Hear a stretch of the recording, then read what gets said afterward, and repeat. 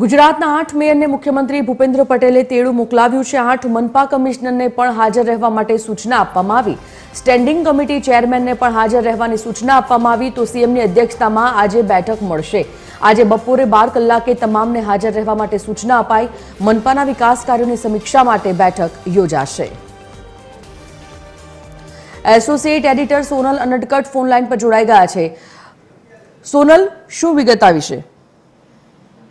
રાજ્યના 8 મેયર અને સાથે 8 મહાનગરપાલિકા કમિશનર અને તેમની સાથે જ સ્ટેન્ડિંગ કમિટીના ચેરમેનને મુખ્યમંત્રીએ તેડું મોકલાવ્યું છે। મહત્વનું છે કે મુખ્યમંત્રી સાથે આજે બેઠક યોજવા જઈ રહી છે।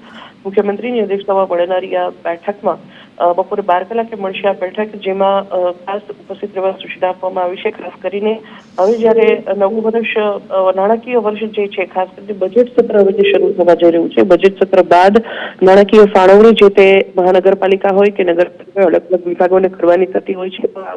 તો વીતેલા વર્ષ દરમિયાન જે વિકાસ કાર્યો કરવામાં આવ્યા છે આ મહાનગરપાલિકાઓ તરફથી, આ ઉપરાંત હવે આગામી વર્ષમાં કયા પ્રકારના પ્રોજેક્ટ હાથ ધરવા માંગે છે મહાનગરપાલિકાઓ, અને સાથે સાથે કયા પ્રકારની નાણાકીય જરૂરિયાત છે તે તમામ વિષયો પર આજની આ બેઠકમાં ચર્ચા કરવામાં આવશે।